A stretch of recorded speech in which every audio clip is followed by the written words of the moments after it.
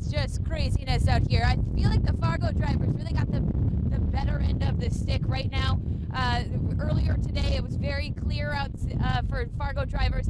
As soon as you just drove 10 minutes past city limits, it was awful. And you know, as bad as it seems right now for me, this is much better. If you watched my noon live shot, you could barely see from me to the camera.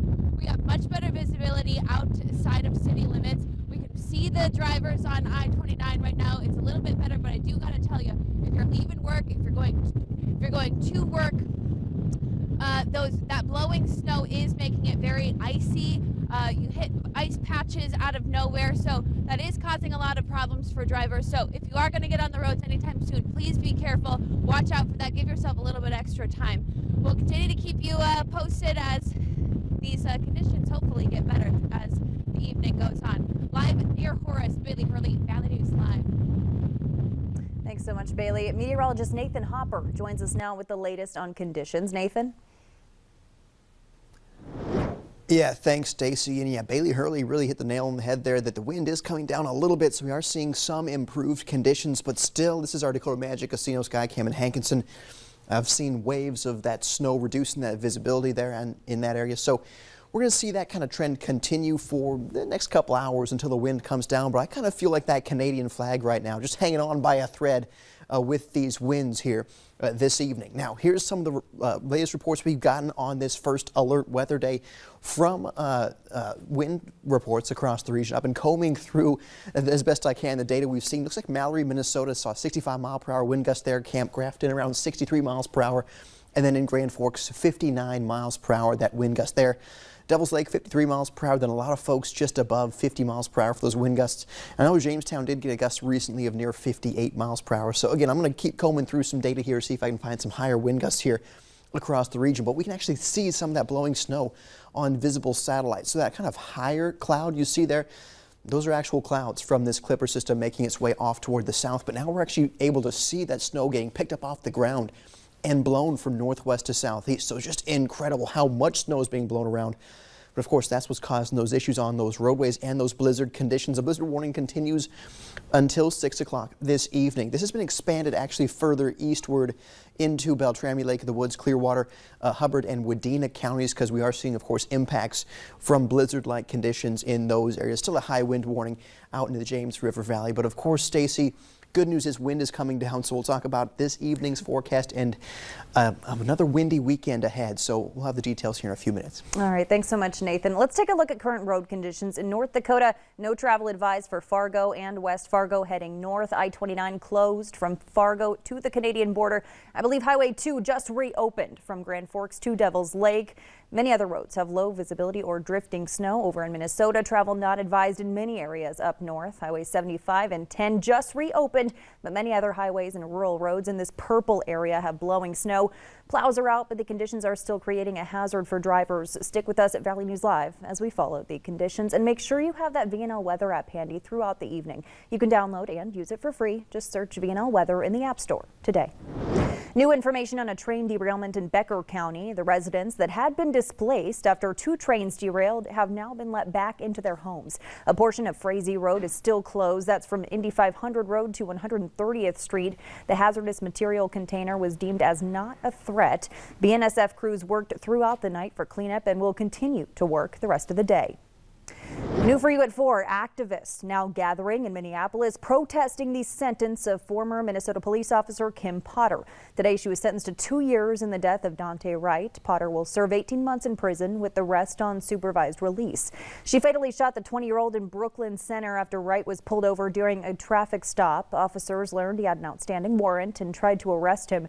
Potter maintains she thought she reached for her taser and in fact yelled taser right before firing. A jury in December found Potter guilty on 2 counts of manslaughter. Before being sentenced, Potter told Wright's family she's sorry she broke their hearts.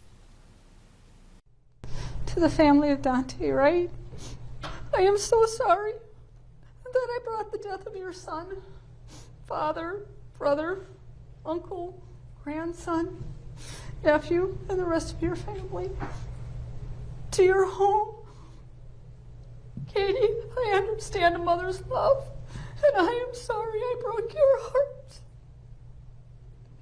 My heart is broken for all of you. Wright's mother addressed Potter as well, saying she would never be able to forgive Potter for what she stole from their family. State prosecutors were seeking a 7-year sentence. Teachers in both the Minneapolis and St. Paul school districts have voted to go on strike. 78% of union members in St. Paul and roughly 98% in Minneapolis were in favor. Both are fighting for things including higher wages, smaller class sizes, and more mental health support for students. Unions say they expect to file the official paperwork Tuesday, which would be followed by a 10-day cooling off period before teachers actually walk off the job. Any missed classes would have to be made up over spring break or into the summer. Minnesota's first congressional district congressman, Jim Hagedorn, has died at the age of 59. He was diagnosed with stage 4 kidney cancer in February 2019 and has battled the disease ever since. His wife, former Minnesota GOP party chair Jennifer Carnahan, says he died peacefully in his sleep last night. He was serving his second term as Minnesota's first congressional district representative, winning the seat first in 2018, then again in 2020. Colleagues, supporters, and those across the political aisle are sharing their condolences for the family. Growing up in politics with his father serving in Congress, he got to see firsthand what a difference someone can make in Congress in learning about the issues. And he really got to learn how our republic operates. And so that became a passion for him. He wanted to serve in Congress. And of course, representing his home area here in the 1st District was just a wonderful experience for him. With the congressman's passing, a special election will be held to find a replacement to fill the remainder of his current term in the House. Minnesota Governor Tim Walz has ordered flags flown at half-staff in honor of the late congressman. The president could name his historic Supreme Court pick as early as next week as the clock ticks down to his slated end-of-the-month deadline.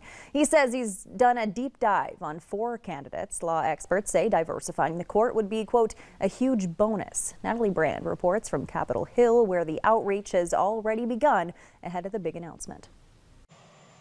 Anticipation is growing for President Biden to announce his nominee, who will make history as the first black woman to the U.S. Supreme Court. We are anxious. We want to know the nominee, and we want to get started as quickly as possible. I can't wait. Professor Tiffany Wright of Howard University's Law School. I think it also means a lot in terms of finally having our voices heard on the court, where it's never been heard before. Rumored to be in the running, D.C. Federal Appeals Court Judge Ketanji Brown Jackson, who, if selected, would be the first Supreme Court justice to be a former federal public defender. Leandra Kruger, a California Supreme Court justice since 2015, who previously served in the Solicitor General's office under Republican and Democratic presidencies. Also, South Carolina Federal District Court Judge Michelle Childs, who, if chosen, would be one of the few justices without an Ivy League law degree. I think any of them would be a huge bonus to the court. I think they all have their unique benefits. Senate Democrats have already said they will move quickly once a nominee is announced. The top Republican on the Judiciary Committee, Chuck Grassley, says he does not believe his party will use tactics to stall.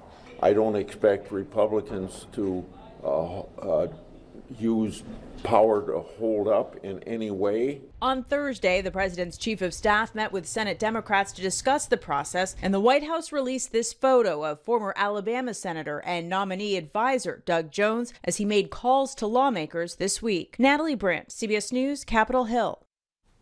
The nominee will replace retiring Justice Stephen Breyer, who's expected to remain on the bench through the end of the current Supreme Court term in early summer. Energy prices have been on a roller coaster ride this week, which has led to pain at the pump. Oil prices have come down today, but shot above $95 a barrel earlier this week due to potential conflict between Russia and Ukraine. That's led to prices rising above $3.52 a gallon on average. Air raid sirens went off today in eastern Ukraine as area leaders started calling for residents to evacuate, fearing a likely invasion by Russia. This comes as the Kremlin announced it's going to start holding large-scale nuclear drills. Today, the White House blamed Russia for recent cyber attacks targeting Ukraine's defense ministry and major banks, though their system was back up and running quickly.